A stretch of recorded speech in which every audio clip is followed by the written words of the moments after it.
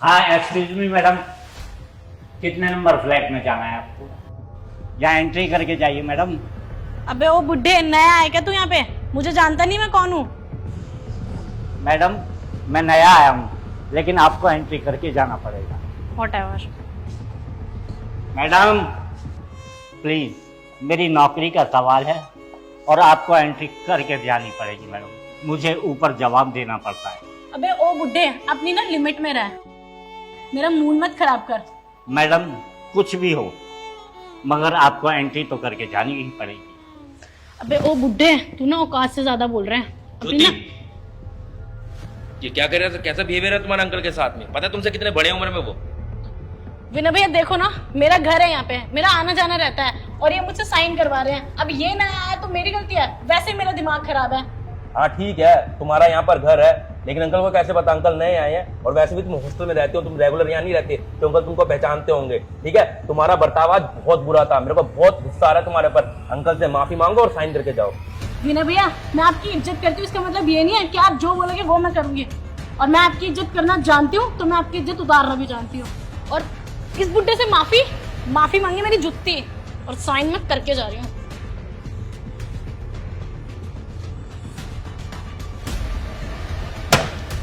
तुझे तो मैं देख लूंगी बुड्ढे, और आपको भी।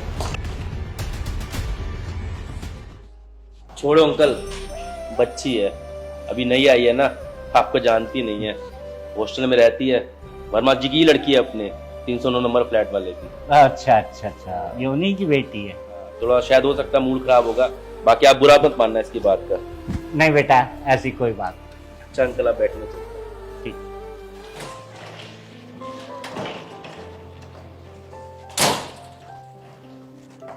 अरे बेटा तू आ गई? हाँ पापा। क्या हुआ, तेरा मूड बड़ा खराब सा लग रहा है। क्या पापा, कैसा गार्ड रखा हुआ है आपने? क्यों बेटा, क्या हो गया? कितना बदतमीज है। यहाँ अपने घर में आने के बाद भी हमें साइन करने पड़ेंगे। समझती क्या अपने आप को? वो क्या हो गया विनय, इतने गुस्से में कैसे हो तुम? वो वर्मा जी की लड़की ज्योति अपने आप को समझती क्या? उसके अंदर तमीज नहीं है, किससे कैसे बात करती हैं? उसको कुछ सिखाया नहीं क्या उसके माँ बाप ने? लेकिन हुआ क्या? उसने तुमसे कुछ बोला क्या? यार हॉस्टल में रहती है, अभी आई है हॉस्टल से, नीचे गार्ड अंकल ने उसको रोका था, पूछा कि मैं आपको नहीं जानता, आप एक बार साइन करके चले जाओ। बस छोटी सी बात थी, साइन करके चली जाती, लेकिन नहीं, गार्ड अंकल को उल्टा सीधा बोलने लगी। यहाँ तक कि उन्होंने गार्ड अंकल के ऊपर हाथ उठाने की कोशिश की है। वर्मा जी ने उसको कुछ सिखाया नहीं है। इतना गुस्सा आ रहा है ना कि अपनी बुद्धि हॉस्टल में छोड़ के आ गई क्या वो? सब तुम शांत हो जाओ विनय, वो हॉस्टल से आई है, क्या पता बाहर से फ्रस्ट्रेट होकर के आई हो। हम क्या कर सकते हैं अब इस मामले में? पता है गार्ड अंकल का मुंह कितना छोटा सा हो गया था, उदास हो गए थे वो। तो मैंने समझाया कि अंकल वो बच्ची है, वो हॉस्टल की कोई टेंशन होगी, इस चक्कर में आपको उल्टा बोल दिया होगा। मेरे को इतना बुरा लग रहा है ना अंकल के लिए।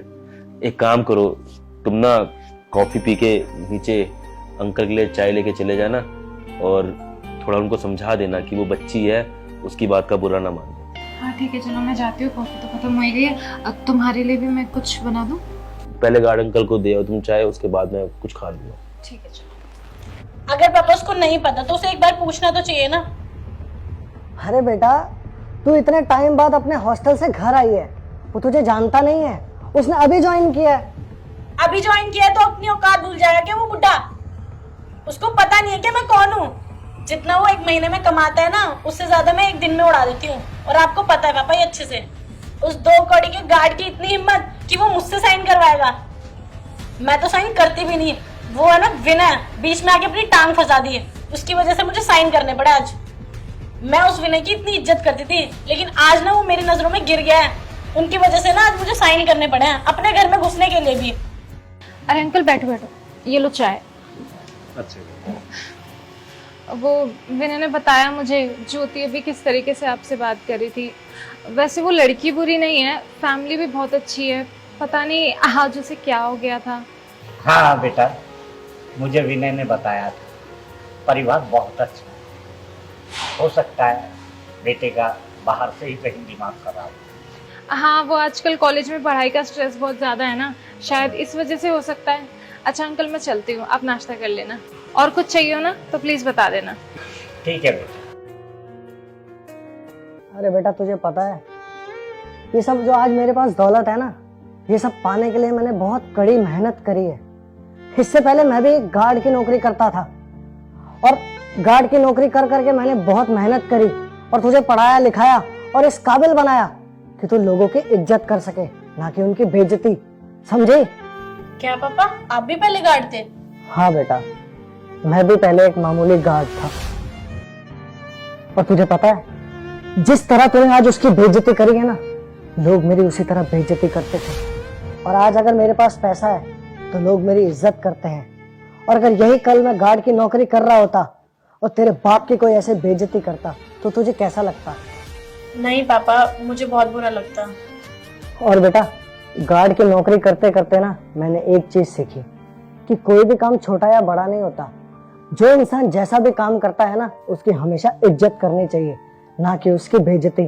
तो बेटा मैं तो तुझसे यही कहूंगा, तू अभी जा और उस गार्ड भैया से माफी मांग, और हाँ, उस विनय से भी माफी मांग। जा बेटा।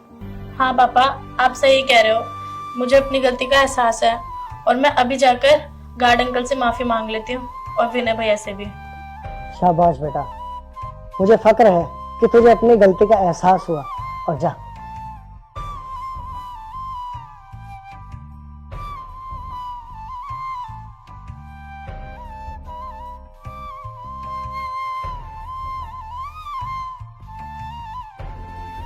सॉरी अंकल, मुझे माफ़ कर देना। मैंने आपको बुरा भला कहा, बदतमीजी की आपके साथ। आप मेरे पापा की उम्र के हो, मुझे आपके साथ ऐसा नहीं करना चाहिए था।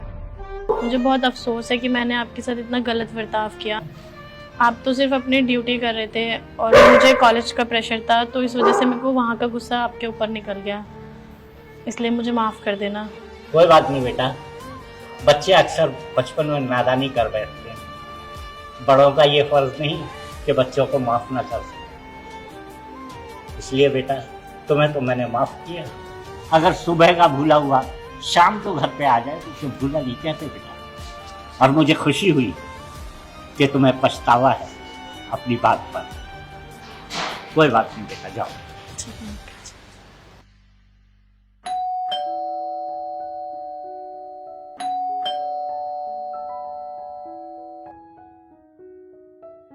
ज्योति तुम? हाँ,